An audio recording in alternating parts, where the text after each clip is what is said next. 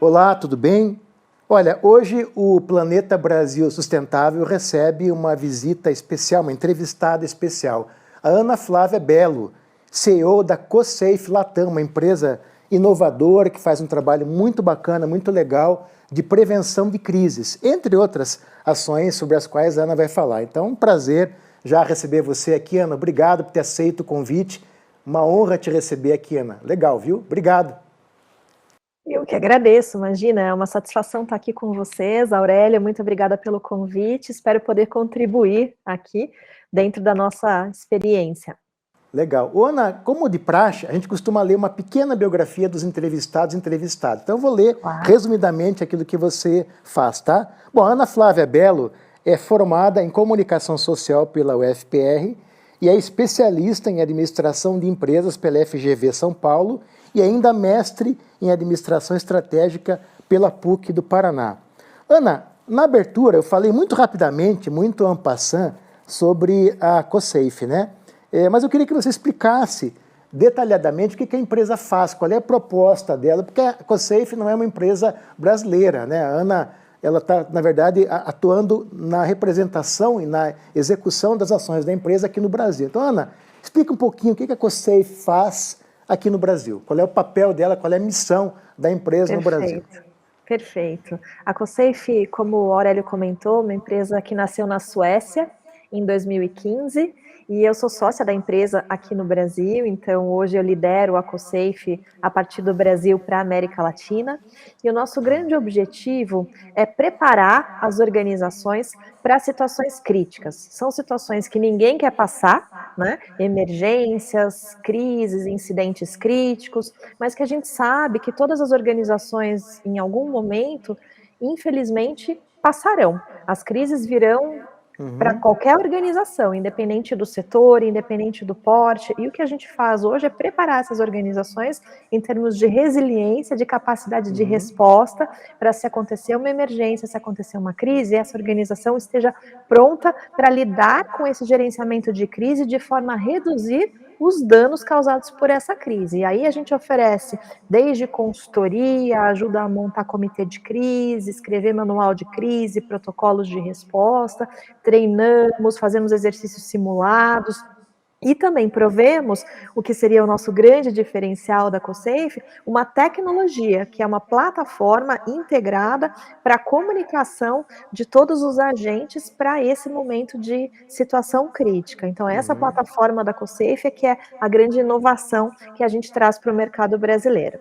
Legal. Ana, eu estava analisando, tentando fazer uma conexão dos ODS com a CoSafe, né? Eu identifiquei dois ODS muito claros da conexão da empresa com essas metas e tal.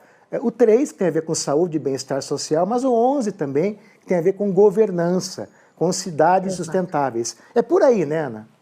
Exato. A gente traz hoje para a sociedade um bem que é a proteção das pessoas. A gente fala que em primeiro lugar estão as vidas humanas, né?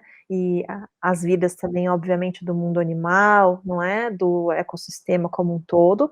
Mas a gente traz também do ponto de vista organizacional, não é? Quando a gente pensa na organização que está utilizando a plataforma para gerenciar os seus incidentes críticos, a gente ajuda muito na parte de governança, da transparência para todo esse processo.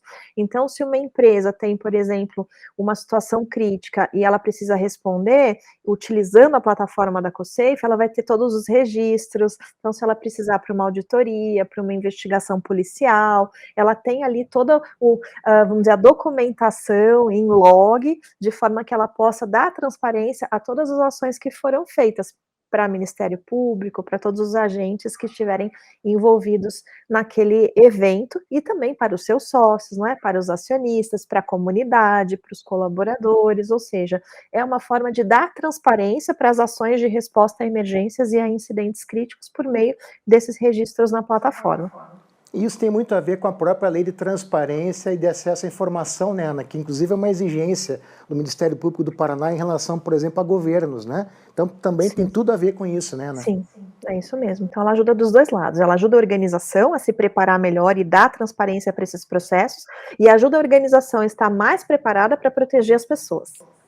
Ana, eu convidei você, entre outras razões, porque eu acho que o trabalho que a COSEIF faz tem tudo a ver com uma das grandes temáticas que a gente está enfrentando hoje, que é a violência nas escolas. Seja agressões a professores, alunos, colaboradores das escolas, seja em relação a mortes, assassinatos que acontecem por dramas sociais, pelas mais variadas razões, problemas mentais, enfim, uma questão muito complexa e muito grave. A gente sabe que esses problemas, Ana, não têm como serem previstos, né? Eles são totalmente imprevisíveis, são provocados por pessoas que às vezes têm doenças mentais gravíssimas. E aí eu queria te perguntar, Ana, de que maneira é possível você tentar minimizar os efeitos desses problemas ou você atenuar eventuais consequências que podem ser causadas por situações de extrema violência como essas? Existem protocolos, medidas que podem ser adotadas preventivas para você, de alguma maneira, reduzir a possibilidade de que isso aconteça, Ana? E quais seriam essas medidas? Tá. Obrigada pela pergunta, Aurélio. Realmente a gente está muito envolvido nesse tema das escolas e da violência das escolas. Hoje, na Europa, a COSEIF já protege mais de 1 milhão de alunos por meio da sua plataforma. E a gente, o ano passado, produziu um guia para ser distribuído gratuitamente para quem possa vir a interessar. Depois a Aurélio pode colocar o link para o nosso guia. É um guia de resposta a emergências para situações que ameaçam a vida, a integridade física, a segurança das pessoas nas escolas, Isso já sejam está alunos, pronto, sejam Ana. professores. Pronto, a gente desenvolveu o ano passado esse guia. Eu até tenho aqui uma cópia dele impressa, esse guia de resposta a Legal. emergências em escolas. Adicionalmente, a gente fez diversos eventos e eu também participei como, vamos dizer, aluna, né, ouvinte de diversos eventos no início desse ano fora do Brasil sobre o tema do agressor ativo, né? Lá fora chama-se Active Shooter e aqui no Brasil a gente tem denominado agressor ativo porque nem sempre é uma arma de fogo, mas pode ser uma arma branca. Mas voltando ao tema da violência, quando a gente fala de violência, existe um espectro muito grande de atos violentos. Então, desde a violência urbana, que a gente tem muito aqui no Brasil e que acaba refletindo para dentro da escola, tráfico de drogas, armamento para dentro da escola, briga entre alunos, briga de aluno com professor, a questão do suicídio, que é uma violência. Em diversos aspectos essa violência cresce muito, não apenas no Brasil, como no resto do mundo também. No entanto, esse tema do agressor ativo, ele independe da violência urbana, porque, como você comentou, ele pode estar relacionado a questões de doenças mentais, a um comportamento atípico, não é? Em relação a grupos extremistas, não é? Que acabam cultivando ódio. Então, ele é tipificado de uma maneira diferente. Aí eu vou separar, então, o que seria a violência que a gente, nas nossas escolas, especialmente nas escolas públicas, a gente enfrenta no dia a dia, dessa violência do agressor ativo. Aí eu quero comentar com você sobre essa experiência que a gente tem lá fora. Quando a gente fala, mas a empresa é na Suécia, lá também tem violência? E aí eu respondo, a violência urbana não. Os nossos sócios lá, eles andam com os carros abertos, né? Quero dizer assim, eles estacionam Sim. e deixam o carro aberto, não precisa nem Sei. trancar o carro, as portas das casas ficam abertas, porque a violência que a gente enfrenta aqui, eles não enfrentam lá. No entanto, de 5 anos para cá, o índice de agressões por ataques em massa em escolas aumentou muito na Suécia também. E eu trago esse caso da Suécia só para dar um exemplo de um país em que não existe a violência urbana, mas esse caso do agressor ativo cresce, como cresce em diversos países do mundo. E há exemplo dos Estados Unidos, que hoje é o país onde mais existe recorrência desse ataque. O próprio americano, ele tem colocado esses eventos como se fosse uma epidemia mundial. Ele tem tratado o evento do agressor ativo como uma epidemia mundial. E eu tive a oportunidade de estar, inclusive, no Texas, em fevereiro desse ano, aprendendo sobre as estatísticas de 24 anos de eventos de active shooter, né, o agressor ativo lá. E de lá, eles mencionaram, claro, eles já erraram muito, Sim. acertaram muito, continuam tendo esse problema de forma crescente, de maneira que para você ter uma ideia do tamanho, da quantidade de eventos e de pessoas impactadas por esse cenário de violência específico, que tem uma probabilidade baixa de acontecer, nos Estados Unidos, de outubro do ano passado até março desse ano, mais de 43 mil alunos abaixo de 18 anos tiveram contato, foram impactados diretamente por agressores ativos em suas escolas. Estamos falando 43 mil alunos Muito abaixo grande, de né? 18 anos.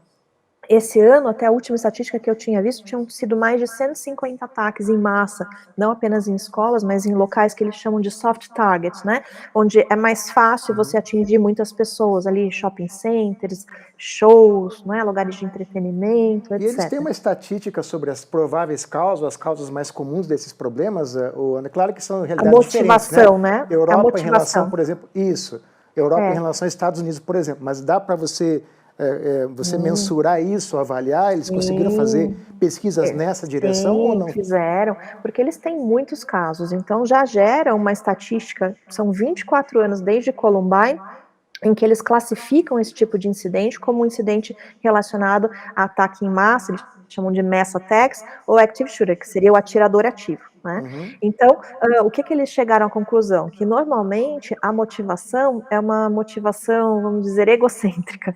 É uma Sei. motivação que essa pessoa tem normalmente porque ela quer se vingar de algo que a fez sofrer no passado. Bullying, Tanto por exemplo. como, por exemplo, o bullying. Então, 75% dos agressores, eles são alunos ou ex-alunos da instituição, ou funcionários ou ex-funcionários da instituição, mas predominantemente alunos da instituição. Então, quando muitas vezes aqui no Brasil a gente espera que esse agressor venha de fora, na verdade ele surge lá de dentro, né? E isso faz com que a resposta seja uma resposta diferente, né? Então, quando me perguntam, lá na Suécia eles têm segurança armado na porta das escolas porque eles têm esse cenário do agressor ativo? E a resposta é não. Na Suécia não tem segurança armado, não tem detector de metal, as escolas estão abertas, né? Porque eles têm esse conceito da escola aberta, essa escola, vamos dizer, mais humanizada, e nem por isso eles estão despreparados para responder, né? Então esse é um aspecto importante. Uma questão é a prevenção, outra questão é a resposta. E como é que se Como faz você me isso? perguntou de prevenção, existem muitas coisas que podem se fazer para prevenir, desde monitoramento de redes sociais, né? Uma família mais envolvida com essa criança, mais atenta, a questão da escola também estar mais próxima, a parte pedagógica toda observando aquela criança, tem muita coisa que não é da minha especialidade, né? Qual que é a nossa especialidade? Se esse evento, que tem bastante baixa probabilidade de acontecer, mas o risco existe e ele pode acontecer, como a gente viu, infelizmente, acontecendo em 2 casos recentes no Brasil, né? Então, o risco, ele é real, embora seja baixo, eu tenho que ter capacidade de resposta. Essa é a nossa experiência. Então, hoje, o que a COSAFE mais pode aportar em termos de conhecimento e ajuda, seja por treinamento, palestra, consultoria ou pela nossa plataforma de comunicação, no momento que o agressor ativo foi identificado dentro dessa escola, o que a escola pode fazer para responder? E aí eu trago um dado muito interessante, Aurélio. Nesses 24 anos de ataques nos Estados Unidos, eles chegaram a uma conclusão, que os ataques normalmente começam e terminam em até 300 segundos. É muito rápido, em menos de 5 minutos começa e termina. E isso fez com que 68% dos casos, em 68% dos casos, não houvesse tempo para a força policial chegar. Então, o atentado termina antes da polícia chegar. Claro, muitas vezes é a polícia que chega e faz a contenção, mas muitas vezes também é cometido suicídio. E o tempo, ele é fundamental. Eles têm uma estatística lá nos Estados Unidos, claro que muitos ataques são feitos por arma de fogo e armamento pesado, de uma morte a cada 15 segundos nesse tipo de ataque. Então, qual que é o grande objetivo? É a Muito gente rápido. segurar o relógio. É muito rápido, é muito rápido. Então, como sempre existe o efeito surpresa, como você falou, ninguém sabe de onde vai surgir um agressor, né? Que pode surgir de repente em qualquer lugar dentro da escola. Então, as pessoas têm que estar treinadas, elas têm que ter protocolos, elas têm que ter rota de fuga, elas têm que ter treinamento de evacuação, elas têm que ter uma forma de trancar as portas para se esconderem, né? Ou seja, existem protocolos internacionais, como o Corra, se esconda ou lute, né? Existem protocolos de salvamento, também que são de absoluta extrema importância, como o Stop the Bleed, ou seja, pare o sangramento. Existem muitas coisas que a escola pode fazer em termos de preparação antecipada. Lembrando que a probabilidade da ocorrência, da materialização desse risco, ela é bem baixa. Mas se acontecer, o impacto é muito alto. E a Então, resposta tem que ser a muito resposta rápida, né, precisa ser Ana? rápida, a resposta precisa ser rápida e efetiva. Por Quer isso é dizer, importante ter informação qualificada, por isso é importante ter treinamento. Ana, portanto, a COSAFE não atua só no sentido de oferecer a plataforma, ela oferece outras soluções preventivas que podem ajudar em momentos críticos e graves como esse, né?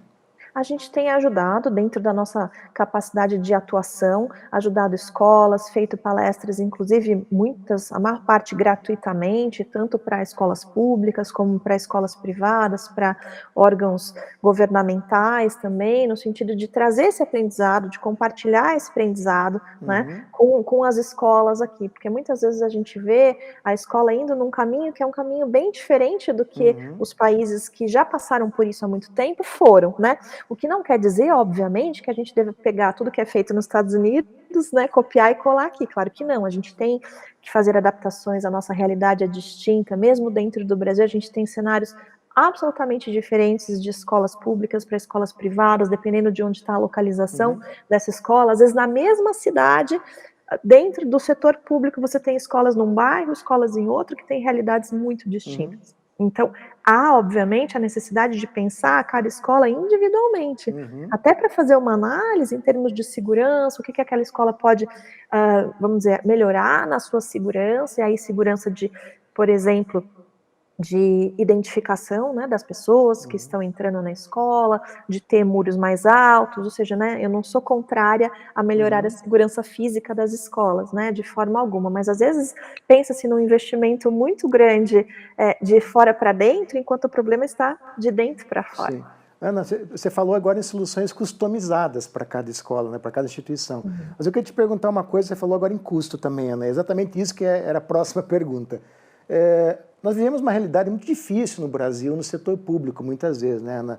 Escolas, sobretudo municipais, com poucos recursos, porque muitos municípios não têm recursos suficientes. Então eu te pergunto, como é que você contorna esse problema da falta de recursos físicos mesmo, materiais e humanos, né, Ana? Muitas vezes também eles não têm quadros suficientes para atender essa demanda de gente preparada, numericamente falando, inclusive. Como é que você equaciona isso num país como o Brasil, em desenvolvimento, Ana, e tenta, de alguma maneira, adotar medidas que possam ser eficazes, mesmo com essa carência ou insuficiência de recursos? Como é que você resolve isso, Ana? Eu vou te dizer que para esse caso não é tão difícil, porque as melhores práticas, elas adotam soluções que são relativamente simples e baratas, como, por exemplo, tranca nas portas das salas. Então, colocar uma fechadura na porta de cada sala, de forma que o professor consiga fechar a turma lá dentro, na identificação de um agressor no corredor, é muito simples. Eu entendo que qualquer escola pode fazer isso, não é de grande investimento. No mais, a gente tem uma questão muito mais de mudança de mentalidade, de cultura e de estabelecer alguns processos e treinar do que fazer grandes investimentos. Então, a gente vê, por exemplo, a Prefeitura de Curitiba, que fez um trabalho excelente, treinando até 2019 100% das escolas públicas municipais, 100% em rota de evacuação, com exercício de evacuação. E agora a Defesa Civil, inclusive, ampliou esse treinamento para incluir alguns procedimentos relacionados ao agressor ativo. E a Defesa Civil oferece isso para as escolas gratuitamente, tanto para escolas públicas como para escolas privadas. E não é só uma prerrogativa de Curitiba. Eu estive ontem em Blumenau com o prefeito e com o responsável pela defesa civil da cidade, e ele me dizia que antes ainda eles já tinham treinado todas as escolas para evacuação, até porque Blumenau tem uma recorrência, infelizmente, de eventos climáticos que acabam causando inundações urbanas, deslizamentos, não é? Então ele já tem por prática lá treinar todas as escolas para evacuação em caso de inundação, em caso de incêndio, ou seja, é uma prática que qualquer cidade pode adotar a partir da ajuda, com a integração do poder público, não é? Que tem toda a capacidade para fazer isso. Então não tem necessidade, é claro, existem consultores de segurança que podem ajudar, existem muitas, né, empresas que podem ajudar nesse sentido, mas o que eu vejo é que existe na própria força pública a possibilidade de ajudar muito as escolas e sem um custo adicional. Claro, existe o custo, né, daquele recurso, da mão de obra, da pessoa que está lá, mas o que eu quero dizer é não tantos investimentos adicionais, é simplesmente a alocação de uma mão de obra e um tempo para a escola ter aquele treinamento. Sim. Agora, Ana, a gente falou em soluções intramuros, né, dentro da escola. E soluções extramuros, que envolvem a comunidade próxima do bairro, a comunidade do entorno e a família. Dá para pensar soluções e protocolos também nessa direção, Ana? Claro, claro. A gente trabalha, por exemplo, com toda a comunidade escolar. Quando a gente pensa em emergência em escola, a gente não está falando só do aluno. A gente está falando do aluno, a gente está falando do professor, a gente está falando do funcionário, o funcionário da limpeza, o funcionário da cantina, o funcionário da segurança. A gente está falando no pai do aluno, a gente está falando no familiar do professor e do funcionário, a gente está falando no vizinho, a gente está falando nas associações de classe, nos sindicatos, a gente está falando em todos os órgãos públicos que podem dar suporte, órgãos públicos, né, de segurança, ligados à área médica, de salvamento. Ou seja, quando a gente fala da comunidade escolar, a gente está falando de muitos públicos, e até mesmo no guia que a gente desenvolveu, a gente cita esses públicos e a importância de cada público e da integração entre todos esses agentes para dar uma resposta efetiva, tanto na parte preventiva, como também, se acontecer, na resposta à emergência e no pós. O pós é extremamente importante, Sem dúvida. porque essas crianças e os funcionários, eles ficam muito traumatizados diante de um incidente desse, e esse trauma pode perdurar a vida toda. Então, quando a gente pensa, o incidente acabou ali com as mortes, não, ele não acaba. Ele deixa famílias enlutadas, ele deixa crianças e adultos traumatizados que precisam também receber uma atenção. Existem profissionais hoje que são especializados em trabalhar esse pós-trauma também, ou seja, dá para se fazer muita coisa antes na prevenção. Se não for suficiente, a gente consegue trabalhar no durante para evitar que mais mortes aconteçam, não é? Nesses protocolos de primeira resposta. E se ainda assim algumas fatalidades acontecerem, é possível fazer um trabalho de resgate dessas pessoas, de cuidado com essas pessoas que foram impactadas pelo evento. E esse trabalho tem que ser permanente, né, Ana? Não pode ser transitório, porque obviamente você sabe que a qualquer momento pode acontecer uma tragédia como essa também, né, Ana? Exato, a gente fala que treinamento de emergência, ele não pode ser feito lá só uma vez a cada 5 anos, não, minimamente, a depender da escola, do porte, dos riscos que ela acaba tendo, né, dependendo de cada região onde ela está localizada, precisa ser feito pelo menos anualmente. A gente tem, eu gosto de dar o exemplo comparativo com a companhia aérea, né, se você pegar um avião comercial hoje, a probabilidade de um avião cair, ela é muito próxima a zero, muito próxima a zero. Ela é realmente mínima, mas existe o risco. Então, as companhias aéreas treinam quase que mensalmente ou trimestralmente um cenário de queda de aeronave, porque se acontecer, o impacto é tão grande que ela precisa estar preparada para responder. E quando a gente entra no avião, tem folheto de emergência, fala sobre o assento flutuante, fala sobre a máscara de oxigênio. E é claro que ninguém quer precisar daquilo, né? Sim. A gente não quer precisar, mas a gente, mesmo com um evento com baixíssima probabilidade de ocorrência, a gente tem que estar preparado para responder. Então, acho que nesse sentido, as companhias aéreas trazem um grande exemplo para a gente, que mesmo, né, com uma coisa que praticamente não vai acontecer, né, o risco existe. E eu preciso estar preparado. Ana, da experiência que você acumulou na empresa, nesses anos de Brasil, de atuação também no exterior, eu te pergunto, você acha que é possível as organizações públicas, principalmente escolas, conseguirem resolver esse problema, minimizar esse problema sozinhas, sem a participação de agentes privados, por exemplo, que colocam a expertise deles à disposição das escolas? Eu pergunto isso exatamente por conta da estrutura das escolas, que muitas vezes é frágil, mas é também a questão da ausência de conhecimento técnico, porque exige muito conhecimento, né, na prevenção de acidentes, técnicos especializados. Você acha que é necessário que as escolas, o setor público em geral, esteja mais aberto para o setor privado, para que ele possa colaborar na busca de soluções para esse problema, Ana? Claro, não há solução única, não há solução fácil. A solução, ela só passa por integração, né? Então, assim, quando você fala a escola sozinha, não, a escola sozinha não vai resolver. A escola, junto com as forças e autoridades municipais, estaduais, federais, sim. Unir forças com o mercado, vamos dizer, privado, ótimo, dentro da possibilidade, excelente, porque no mercado privado está muito avançado em termos de soluções de segurança corporativa, de segurança patrimonial, de gerenciamento de crise. Então, é claro, dentro da possibilidade de cada município, de cada órgão, se tiver condição de olhar o que tem de melhores práticas no mercado privado e incorporar, excelente. Se não tiver, ainda assim há muita coisa para se fazer dentro do âmbito público. Ana, como é que funciona? Você falou da Suécia um pouquinho, né? Detalhe um pouquinho mais, tem mais 5 minutos aí, não me dá tempo de você detalhar. Como é que funciona esses sistemas de prevenção em outros países? Vamos dar a Suécia como exemplo, talvez ela seja, né, um modelo mundial.